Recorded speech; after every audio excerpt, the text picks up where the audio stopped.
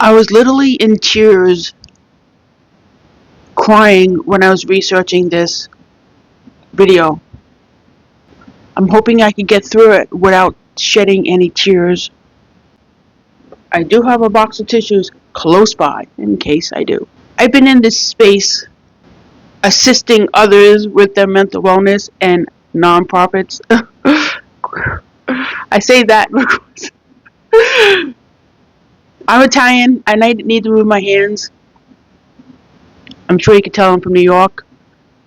So I would suggest you put on closed captions so you can understand what I'm saying.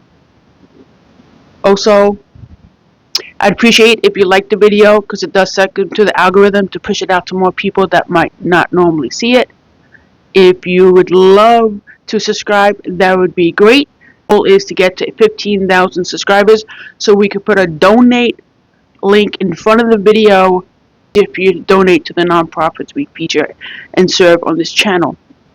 I've been assisting others throughout the country since 2016. Based on a series of events that happened in my life, I kind of decided that if what was happening to me in all those years that I was sick and bedbound, dealing with various infections, if the doctors gave up on me, how many other people in the country are playing the victim? How many other people in the country are giving in to what doctors are telling them? Or how many other people in the country are going through this? And how can I assist those people based on my experiences? I am meant for more. I am meant to assist others. I always say life is always about assisting those we meet along the way. Because isn't that what life is about? Life isn't about me, focusing on me. Life is about assisting others. Whether it's corporations, whether it's college athletes, whether it's you, whether it's business, whether it's nonprofits, whether it's animals, whether it's whatever you choose. But the focus has always been, for me, on assisting others. How can I use my experiences, what I learned when I was diagnosed with stage 4 terminal cancer with literally over 10,000 cancer tumors given weeks to live? And what did I learn about me that when I was bedbound for 8 years with various wounds popping up all over my body, wound care clinic visits 2-3 times a week, sometimes the size of my hand, home health coming every single day for 2 years. I have really good insurance. What did I learn about me? Was I angry at the world? You bet. 100%. But why was I angry at the world? Over a series of years to get to this point in 2026, I know that I have to take 100% responsibility for my life, for my actions, for my thoughts. And how now I'm here. In 2016, 17, 18, I wasn't there. I was a frustrated individual that had just both her parents and 14 family and friends transitioned back to the spiritual realm, people say die, within a 15-month stretch. I couldn't even get out of bed. The only reason I got out of bed was to feed my mom's service dog because he needed to go out and do his business. That's the only reason. This life can take a toll on you. How can I assist others by using my experience of what I learned in this life? Whether it's a life lesson, whether it's experience, whether we call it Earth School, I call it now the game of life. So today we're talking about accountability. What happened with all those animals, thousands or millions of animals that are in Kern County with the Dover rescue that's connected to the rescue in Utah? What's happening in Julian, California with the horses, the canine, the kitties, and the rescue in San Diego, as well as that rescue in Oregon,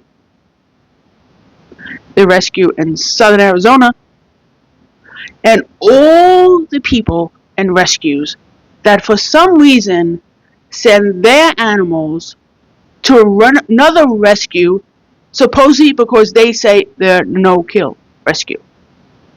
I go see nonprofits across the country, hundreds of them.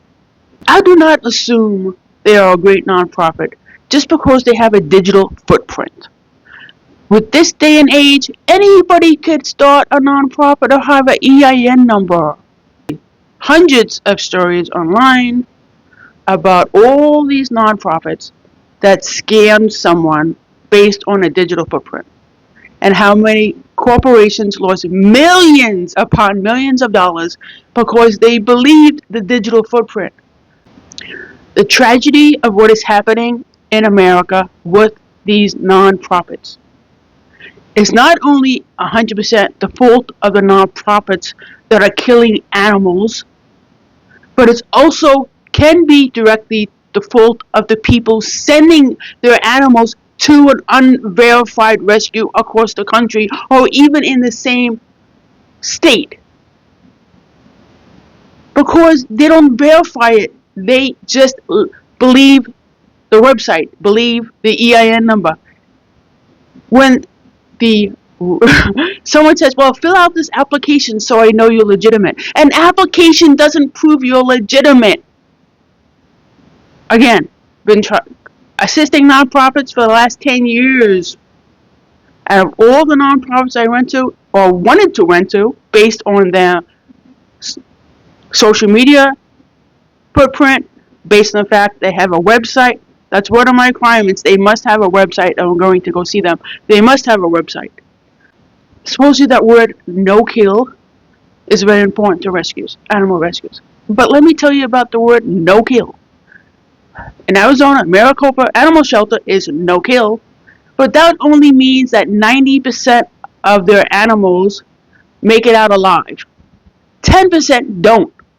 And that 10% could be over 1 million animals a year. So just note that no-kill doesn't mean no-kill. It just means 90%. Okay? So don't just assume just because a rescue online says they're no-kill and they're going to keep your animals for life, which means they're a sanctuary. Don't believe that. That these rescues in California are sending millions of dollars supposedly to the rescue up in Humboldt County to watch your animals. Does anyone verify that this rescue in Humboldt County even had the 50 acres? No. No one visited. No one verified. No one went to visit to meet them. I do that. Because a phone call doesn't mean anything. A phone call doesn't mean anything.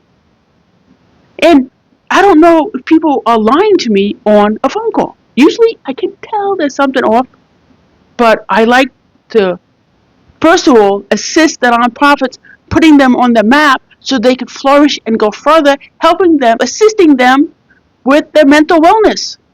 You know what I found when assisting nonprofits? 99% of these nonprofits have a victim mentality. They are dealing with trauma, the same trauma I dealt with when I came out of the Navy, U.S. Navy, with PTSD. 95% of them started the nonprofit because of trauma. They saw a need and they wanted to assist somebody because they wanted the animals to love them back. That is a mental trigger. That's why life is always about assisting others we meet along the way.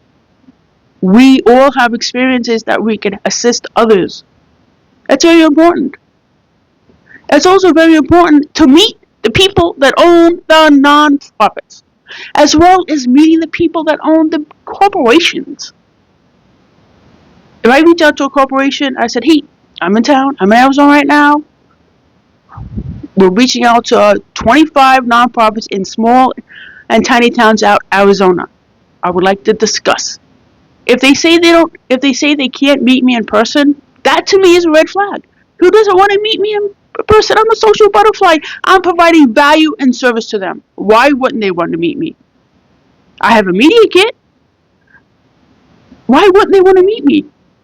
When I reach out to nonprofits, they're excited to meet me. They want to meet me. Of course they want to meet me because I'm providing value and service, putting them on the map so they go flourish. It's really important. It's about story. Story is king. Everyone says that. It's true. I was at Scottsdale Community College studying film and directing and producing. Then I went to Chapman. It's all about story.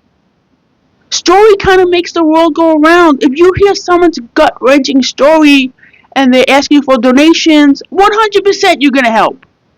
If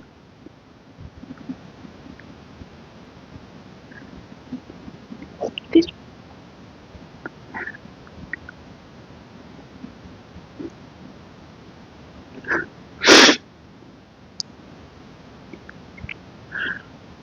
why I was crying, why I was researching it.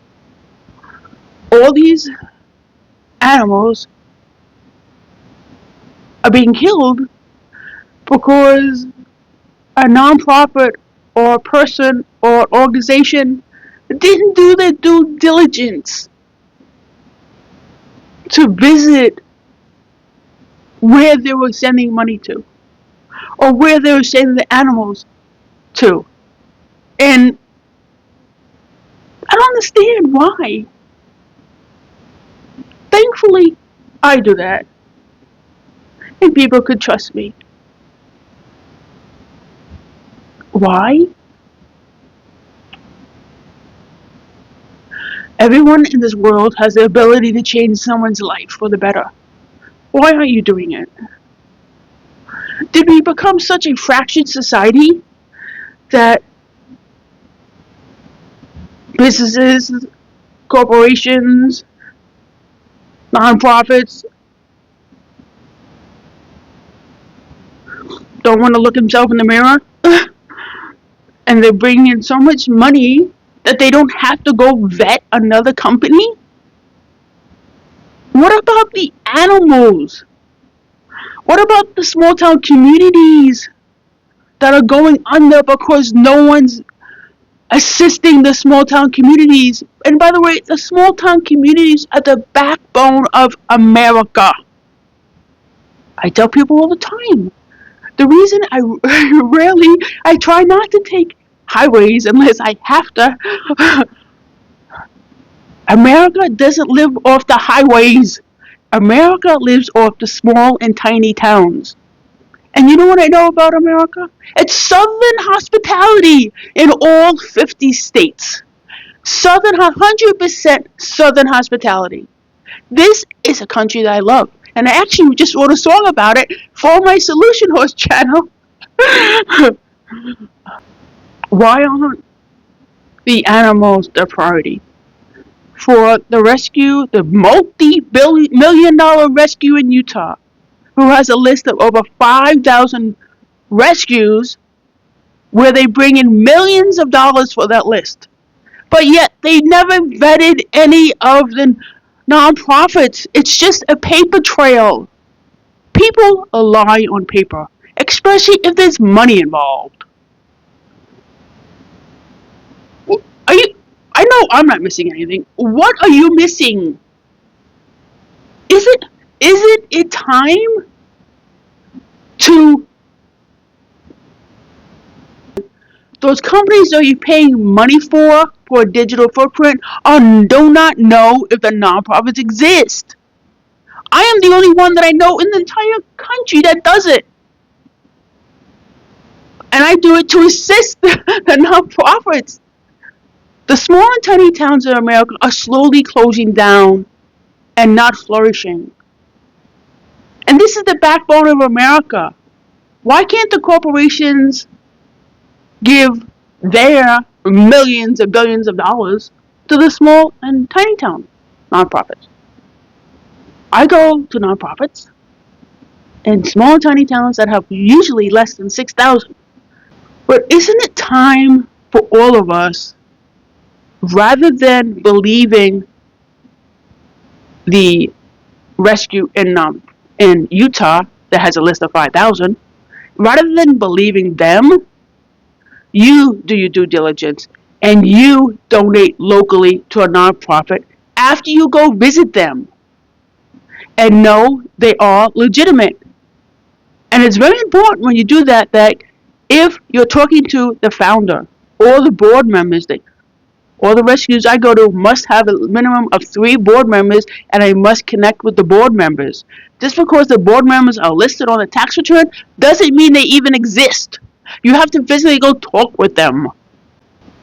It's very, I don't understand why people don't have a good oversight committee or why they're not doing the due diligence. Because most of these corporations have board members and they're like maybe on the New York City Stock Exchange or New York City Exchange, I think it's called. Don't they have to answer to someone when millions of their dollars go someplace else to fraudulent nonprofits? Aren't they learning something from that? All those people in rescues, they gave money or giving money to the rescue in Kern County with the dogs, to the rescue in Julian, California with horses and dogs, to the rescue in San Diego, the rescue in southern Arizona where the animals that came to them ended up as turtle food. But why are millions of animals dying or being tragically killed? Or should they dying? Being tragically killed because